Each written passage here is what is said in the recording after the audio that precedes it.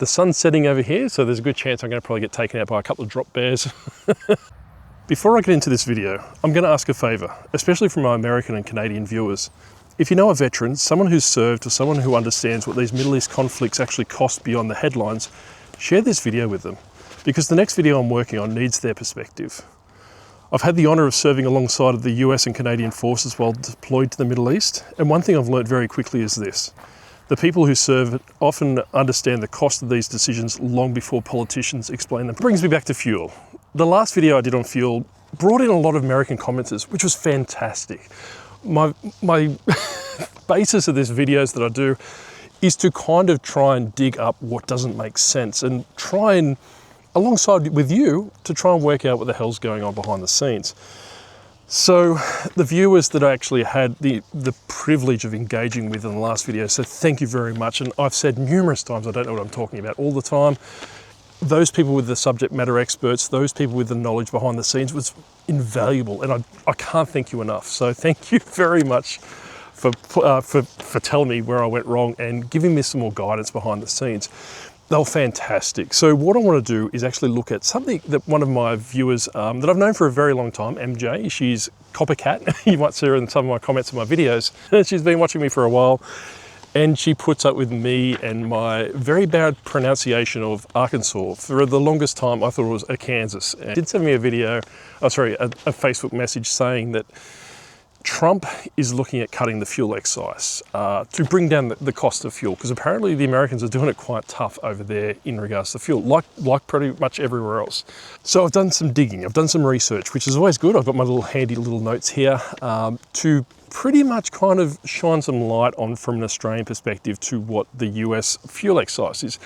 And I do see a lot of things that kind of freak me out, to be honest. But when I see videos of representatives not listening and kind of being asked questions.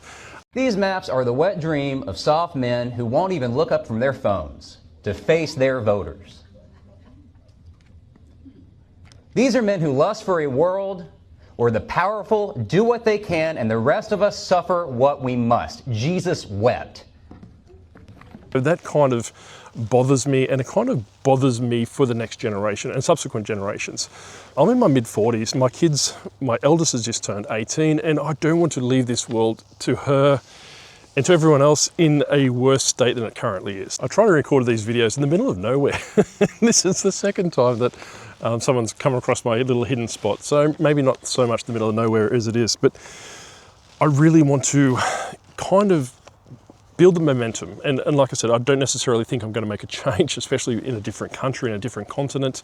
But what I see in my personal stakes from being here in Australia is that a lot of the Trumpian policies and a lot of the politics from America and from Canada and pretty much those developed nations, and I know that sounds a bit weird, but they come across to Australia. So I got some failing light. So what I've done is I've done some research in what MJ sent to me, the fuel excise. Further clarification, so big thank you MJ, because originally I just thought it was a federal tax that they pay on fuel per gallon. We call it in Australia a fuel excise. So if you hear me say fuel excise, interchangeable with fuel tax, right? So we pay a fuel excise at the federal level. So in the US, Trump is looking at basically cutting the fuel excise to bring the cost of fuel per gallon down. All the prices I talk in this video, for complete simplicity, are going to be in US dollars. Per a US gallon, you pay 18 cents per gallon. It's a bit weird, but 18 cents a gallon is what you pay for your fuel tax, or your federal fuel tax. In Australia, in contrast to that, we actually pay $1.42 per gallon.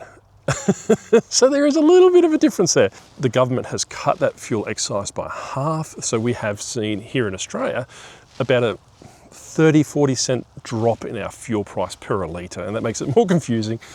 But we do see a substantial amount of money coming down. We are getting rid of that. Well, at this stage, that fuel tax will be reverted back to full at the end of next month, which is June, which is going to hurt a lot of people. We here in Australia, comparing apples to oranges, we export a natural gas. So not fuel, not petroleum, we actually have natural gas. So we export that and we pay through the nose for it. And this is something that came up constantly in the comments section in the last fuel video that I did is that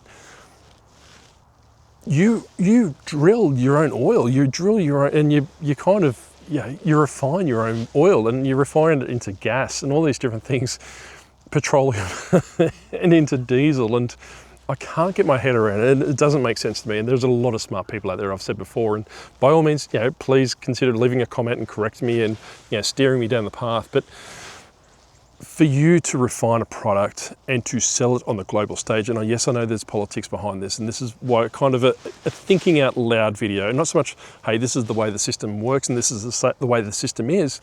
This is the system that's obviously not working. The system's broken. The system's needing to be repaired. The reason why I use Australia as a comparison, we use natural gas, we export that, and we pay the international price, right? Western Australia, which is on the other side of Australia where I'm actually in Canberra, they have a gas reservation policy. So 15% of everything that gets dug out of the ground or pumped out of the ground or processed out of the ground, whatever natural gas is done, has to remain accessible to the domestic market for Western Australia. And they pay a very cheap domestic rate. This is something that I think that should be transferred across to America. And yes, I know it's not without its faults and it's not without its issues, and this is things that we need to talk about and need to kind of get our head around. And like I said, that I'm not a learned man. I've got a military background, and this is kind of that throwback to what that little bit at the start was, is that I'm doing a video next about our veterans here in Australia and how poorly they're being treated. I would like to get some buy-in from American, some Canadian, New Zealand ones, and also UK, which I've also served alongside with when I was in the Middle East, and the Dutch. The Dutch are crazy. And that's not meant to be a slight, but out of everyone that I've served with, the Americans and the Dutch were probably the best people. So let me know in the comment section, if you are military, who's probably the best and who's the craziest that you've served alongside. But going back to the fuel in America, is that I think that if you are if you are digging it out of the ground, you are processing it. And one of the comments actually kind of solidified where I was going from. He was from Nebraska from memory. And he was saying that the reason why he was paying just shy of, I think it was $4 to $5 US a gallon, and it was quite cheap comparison because he was near where they actually dig the oil up and where they actually process it. So this kind of gives me validity to what I'm trying to say, is that if you had a fuel reservation, and this is only me thinking out loud, and like I said, more than happy for you to punch holes through this because it doesn't make sense. And these are the kind of things that these videos are about. Things that pop into my head, most likely at 2 o'clock in the morning, I have to write down, because these are the things that I want to kind of bring up, get some motion around, get some knowledge around, get some interesting conflicting points and everything in between, so we can pass it on to the future generations and hopefully have a better system and not going down the path we're currently going down, the trajectory we're going down, where what I'm seeing is that our kids are screwed. I think I've got someone walking behind me again. Let's get the conversation moving. Let's talk about it. Let's go from that way. And if you like these outdoor videos, I'm more than happy to do them. I'm more than equally happily to do them with the lava lamps in the background. I am looking at doing fireside chat. So if you want to do like a fireside chat with an actual fire pit, it's the best I can do here in Canberra. Let me know in the comments section, because I do want to kind of do fuel related videos. I want to do cost of living videos. I want to do Aussie reacts to US and Canada and all the different things going on over there, because there is a lot that we can learn. But let me know what you think. Let me know what you want, and I'm more than happy to jump around. The sun's setting over here, so there's a good chance I'm going to probably get taken out by a couple of drop bears. So I do thank you for listening to my ramble.